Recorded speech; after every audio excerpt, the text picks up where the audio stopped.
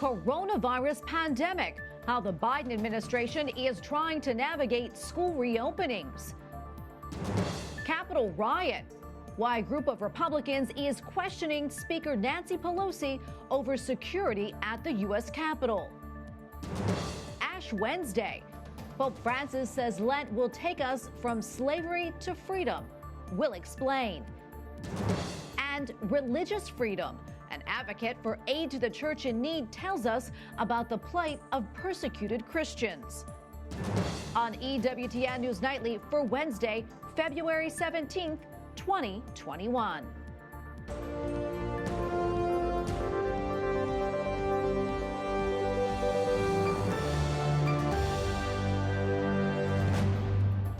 Thank you so much for being with us tonight. I'm Tracy Sable. As the holy season of Lent begins, President Joe Biden makes an unannounced stop to receive his ashes. Meanwhile, the White House COVID-19 response team says coronavirus cases have been going down for 5 weeks, but they also warn that there is a long road ahead.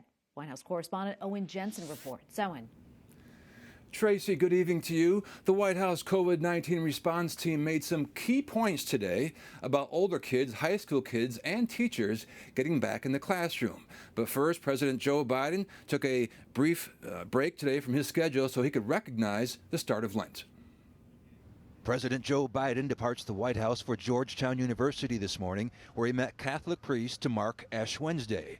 Also today, the White House response to COVID-19. Press Secretary Jen Psaki with this announcement concerning testing. Today, our COVID response team also announced critical steps to expand testing in the United States. Earlier, the White House COVID-19 response team gave another virtual update offering some hope. There is a path out of this pandemic. But also realizing, let me be very clear, we have much more work to do on all fronts. There's a growing push to get K-8 schools open. For high school students, it's a different story. Part of the challenge, the team says older students are more at risk of disease transmission. They're similar to adults. Still, they can get back in the classroom. What I will say is there are opportunities for in-person learning in middle school and in high school through all of our levels of community spread. Just today, the White House announced it'll spend $650 million to expand testing opportunities for K-8 schools. When disease comes into the school, is not because of spread that is happening in the school. It is because the members who are attending school, teachers, staff, bus workers, and whatnot, bus drivers, have gotten disease from the community, not from one another in schools. When you talk about the danger of teachers getting infected, we know that when you talk about infection within the school setting, it's what really is going on in the community that is the risk of infection to anyone, including teachers. In addition, Dr. Fauci said not every teacher has to be vaccinated in order for school doors to reopen. Also, 1.7 million Americans on average per day are getting vaccinated, but the recent brutal weather across many parts of the country, including Texas, are no doubt slowing down those vaccination efforts. At the White House, Owen Jensen, EWTN News Nightly. President Joe Biden says China will face repercussions if it does not improve its record on human rights. China is trying very hard to become the world leader. And to get that moniker and to be able to do that, they have to gain the confidence of other countries. And as long as they're engaged in activity that is contrary to basic human rights, it's going to be hard for them to do that. President Biden told the crowd at a CNN town hall in Milwaukee that we must speak up for human rights. He says he questioned China's president about what he is doing with the Uyghurs. The ethnic group is facing genocide. Top Republicans on several committees are demanding answers from House Speaker Nancy Pelosi regarding security decisions made leading up to and on the day of the Capitol riot. They claim that she turned down a request from the Capitol's Sergeant-at-Arms for more security days before the rally took place. Capitol Hill correspondent Eric Rosales reports. Eric? Well, Tracy, we're just outside the Capitol, and we want to show our viewers something. Take a look at the 8-foot-high fence that surrounds not only the Capitol, but the entire Capitol complex, along with some 6,000 armed National Guard troops who are still here. As we know, this is the result of the riot which took place at the Capitol. Now, 4 Republican lawmakers say that this type of security would have helped, But they claim that House Speaker Nancy Pelosi, who's in charge of security on the House side, wouldn't allow it. The reason that he was given was the optics looked bad.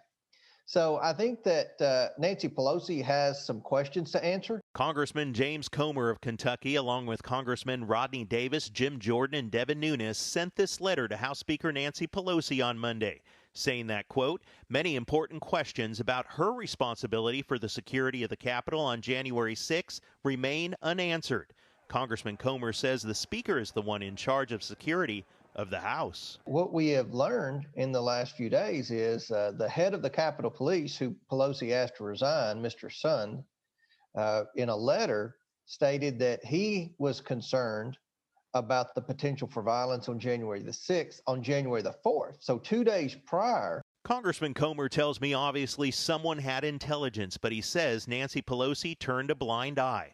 This week, the House Speaker said Congress will establish an independent 9/11-style commission to look into the deadly insurrection that took place at the U.S. Capitol. The Speaker's office fired back at the Republicans, emailing this statement. It read in part, the security of the Capitol and democracy are, quote, not the priorities of these ranking members, while saying the committees of jurisdiction were briefed in advance on January 6 about security preparedness. Congressman Comer says they've uncovered Speaker Nancy Pelosi did give security briefings to the heads of the 4 committees, Judiciary, House Administration, Oversight, and Intelligence. However, but she only included the Democrats in that briefing. She didn't include any of the Republicans. We're looking forward to getting answers, and we'll be transparent with the public on what we find out. The Senate Homeland Security, along with the Senate Rules Committee, will hold a joint hearing on February 23rd. They're going to be looking at the failures of what happened on January 6th. From the Capitol, Eric Rosales, EWTN News Nightly. At least 20 people have died in severe winter weather here in the United States. More than 3 million customers are without power in Texas, Louisiana, and Mississippi. Officials in Texas have requested 60 emergency generators for hospitals and nursing homes, and they also have opened nearly 3 dozen shelters. There is no timetable for when electricity may return. House Democrats in South Carolina walked out of the chamber to protest the state's abortion bill. Republicans approved a measure to ban abortions after the unborn baby's heartbeat is detected. The governor of South Carolina has promised to sign the bill into law. Pope Francis says Lent is a humble journey towards the Lord. Fratelli e sorelle, oggi è il tempo di ritornare a Dio. During Ash Wednesday Mass in St. Peter's Basilica, the Holy Father says that we walk from slavery to freedom during these 40 days. We will be tempted to return to our old habits, but the Pope says the Lord awaits us with an abundance of mercy, and through a heartfelt reconciliation, we can continue our journey towards Him.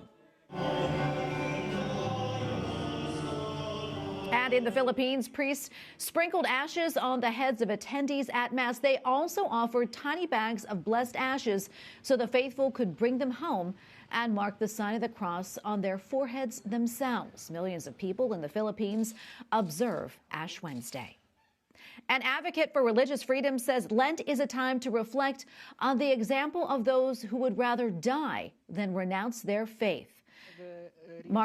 Marcella Szymanski from Aid to the Church in Need was among those asked to reflect on the Lenten message from Pope Francis last Friday.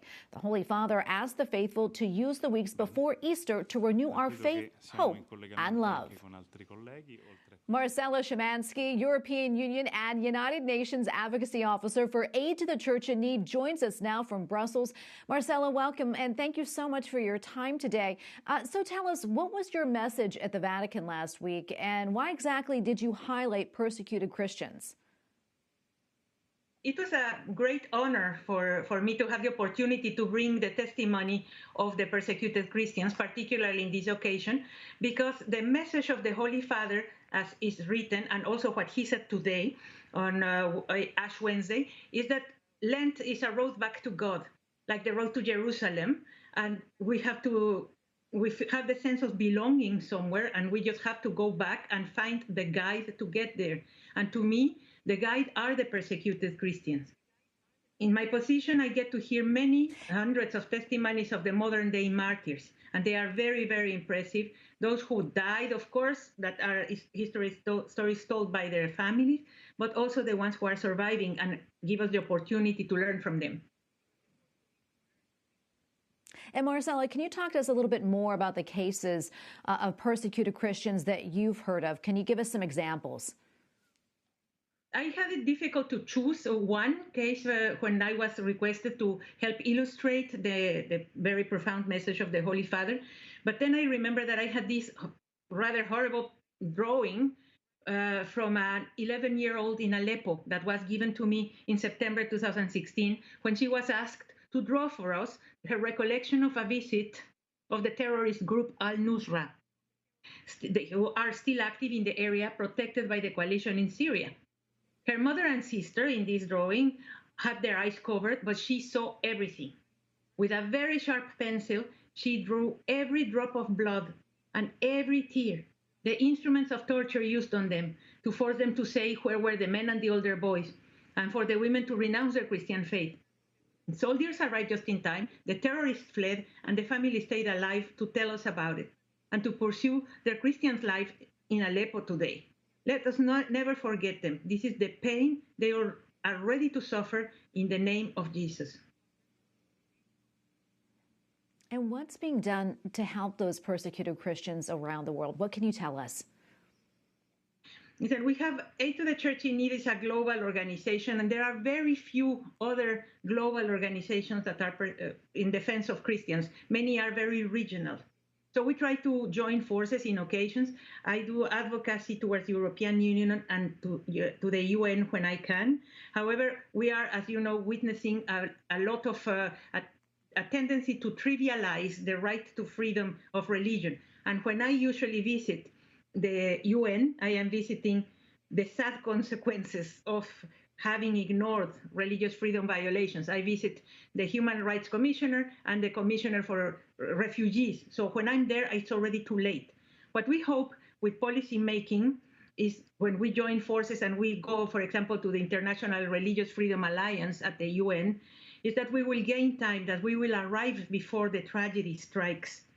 And this would be already very good if we manage to do that and continue working together also with American organizations. Marcela, thank you so much for your time today, and thank you for what you do. Marcela Szymanski, the European Union and United Nations Advocacy Officer for Aid to the Church in Need. Thank you again. Thank you. Buckingham Palace confirms that Prince Philip, the Duke of Edinburgh, has been hospitalized in London. The palace called the admission a precautionary measure taken on the advice of the prince's doctor and is not related to COVID-19. The palace said that he is expected to remain for a few days of observation and rest. Prince Philip retired from public duties back in 2017 and rarely appears in public. Hong Kong media mogul Jimmy Lai has been rearrested by police while in prison over his alleged role in helping a pro-democracy activist flee to Taiwan by boat. This is according to the newspaper that he founded, the Apple Daily. The Catholic is currently in prison as he faces trial over colluding with foreign forces under the national security law and for organizing an unauthorized protest. Drug maker Moderna announced today the European Commission is buying 150 million additional doses of its coronavirus vaccine. These doses are scheduled for delivery in the third and fourth quarters, bringing to a total 310 million doses produced by Moderna for the European Commission. Vaccination against the coronavirus has started in South Africa. A healthcare worker became the first person to receive a vaccine from Johnson & Johnson in Cape Town today. The single-dose Johnson & Johnson vaccine has been proven to have an average efficacy of 66% against the virus. It is being rolled out to healthcare workers as part of a research study. The South African president has also been vaccinated. Coming up, special collection. How you can help Catholics in former communist countries.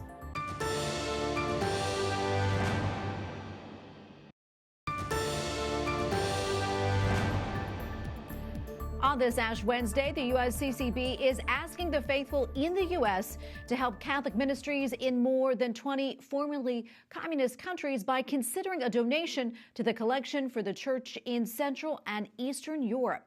Joining me now on Skype to talk more about this special collection is Tatiana Stavnici, director of the collection to aid the church in Central and Eastern Europe at the United States Conference of Catholic Bishops. Tatiana, welcome, and thank you so much for being here.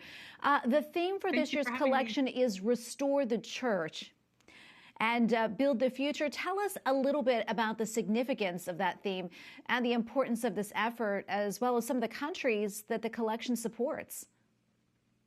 So it's a good question. Restore the Church. Some people might have in their minds that it's restoring the physical structures or the physical buildings. And in this sense, we're talking about restoring all aspects of the life of the church in these regions. So it would include things like replacing or providing places for worship or pastoral care, but it also means developing seminaries, seminary formation, helping them to develop basic church organizational tools, helping them to redevelop pastoral work, basic things like catechesis, work with children, youth, families, social service ministry. So all these things that had been completely destroyed and removed during the years of communist oppression in these 28 countries we work in.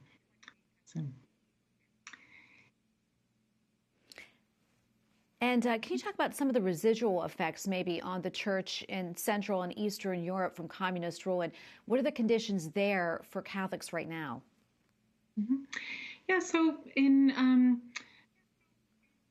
that region, different countries lived through the communist period in different ways. There were different levels of oppression and suppression. So in some cases, there was a total obliteration of the church and any traces of the church. So for example, the Greek Catholics in Ukraine or the Greek Catholics in Romania.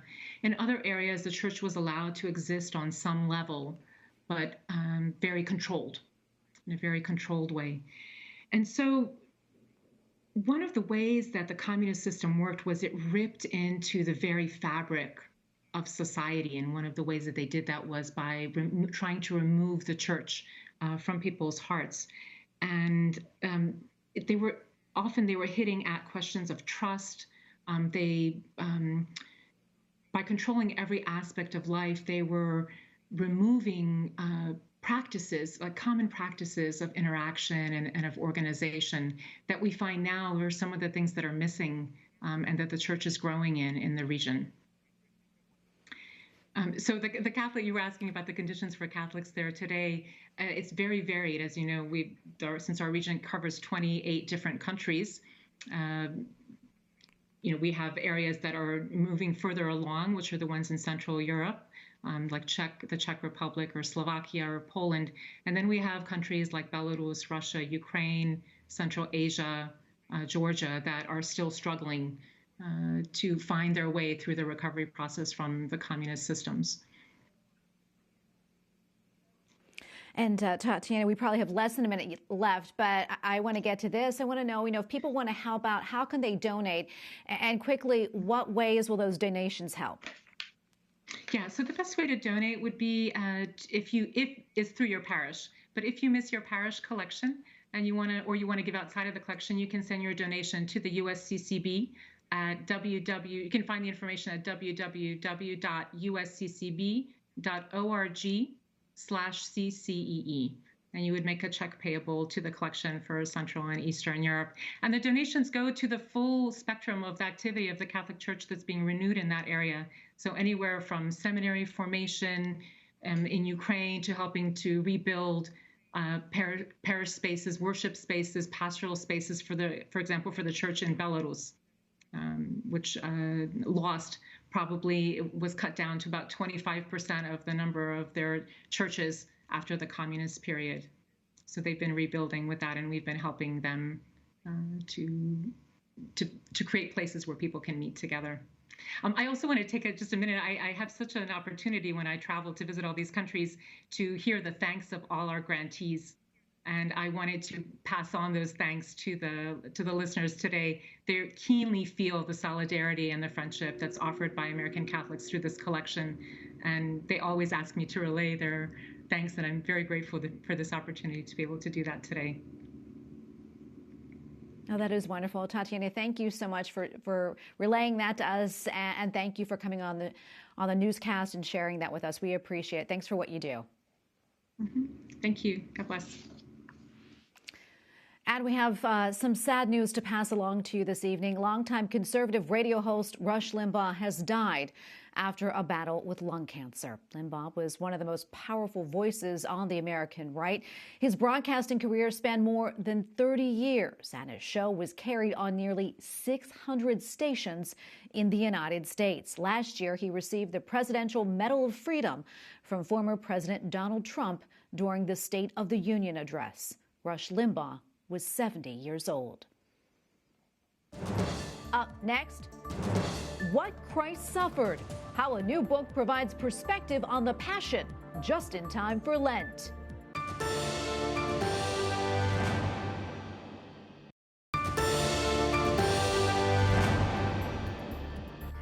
As we begin this Lenten season, a new book is providing a medical and spiritual look at the Passion of Christ. What Christ Suffered, a doctor's journey through the Passion by Dr. Thomas McGovern, examines the physical sufferings of Jesus while exploring the deeper meaning and value of human suffering. Dr. Thomas McGovern joins us now on Skype. He is also the co-host of the Dr. EWTN radio show and podcast. Dr. McGovern, welcome back. Thanks so much for being here today to talk to us about this subject as we begin the Lenten season. I know that you've been interested in this aspect of the Passion for many, many years now, but what actually led you to write this book? It's a long story that's in the book. The basic answer is it wasn't my idea. A friend of mine who works for our Sunday Visitor, Jason Shanks, is in a group I'm in, and he heard about my interest, my expertise, and asked if I would write the book. And I figured after all these years, if someone thought there was something worth writing about, I'd do it. And so our Sunday Visitor asked me to do that about 2 years ago. That's wonderful. And in your research, what did you discover about Christ's physical sufferings? Well, in writing the book, I wanted to dispel a number of fallacies that are out there, many fallacies that I had taught for decades in the talks I'd given until I saw that there was evidence that I was wrong. So I discovered that, yeah, he really suffered badly, but that it's very unlikely that he died of suffocation. It's most likely that his heels were nailed to the sides of the cross, not the front of the cross. I learned that the wine mixed with myrrh was really to make him suffer more, and that blood and sweat did come out of him, but not out of the same places in the skin, and many other fallacies. But the most important thing I learned, and my favorite part of the book in a way, is in the Garden of Gethsemane, Christ shows us how to successfully face fear and turn the adrenaline of fear into the ability to do great loving acts, as he did when he accepted and then lived through his passion. Yeah, and how does the information that you learn correlate with what we've seen on the Shroud of Turin? Can you talk about that? That's a good question. I purposely did not use the Shroud as evidence for my book. I did it the other way. I wanted to get evidence that predated the Shroud to see how it fit with what's seen on the Shroud. And there is nothing contradictory between them. And I believe it takes more faith to believe that the Shroud of Turin is not Jesus' burial cloth than to believe that it is. So, for instance, on the Shroud, you can't tell where nails went through the feet. I've talked to Shroud of Turin researchers who point out the fact that nails going through the front of the feet or through the heels could account for the blood flows seen there. So entirely consistent would be the bottom line answer. Fascinating. Also, let's talk a little bit about the mental and emotional suffering that Christ endured. Talk a little bit more about that as well. You know, we don't know what to do with suffering so well in our society. And I started researching this years ago, just how do we medical professionals understand our own suffering and the suffering of our patients? And I've learned that the price of love is suffering. That's what love costs. And the greatest suffering God dying on the cross, provide the greatest love, the salvation of the entire human race, and that the meaning of suffering is salvation, is redemption. And it means that we all have a superpower. As priesthood of the laity, we are able to offer sacrifice on behalf of others to change other people's eternity by offering our suffering. And by seeing how Christ did that for us, he provides us the ability to do that for other people. And that is something that I think is a great untapped resource. And before I let you go, we have about a minute or so left. Tell us, what would you like readers to take away from your book? I wanted to give readers something for both their mind to know and the will to help them love and live better. Other books that doctors have written are great for engaging our mind. What did Christ go through? But I want them to know what Christ went through better while correcting a lot of fallacies, but also then how to take it and apply it in their own lives. Christ is the example, and we are the ones who are supposed to be able to live it out. The favorite line that I've read during the pandemic deals with suffering. I forget which saint said it, but he said, Christ did not come to us to take away suffering. Christ did not even come to us to explain suffering, but he came to suffer with us. And for me, that provides a great deal of solace and understanding. And when I see how he suffered for us, I can at least offer my little sufferings up for others, trying to imitate him the best I can. Yeah. Well, thank you so much, Dr. McGovern, for coming on and sharing that with us. And congratulations on the book. We appreciate talking to you. Thank you very much. And we thank you for watching tonight. For the entire EWTN News Nightly team, I'm Tracy Sable. Good night and God bless.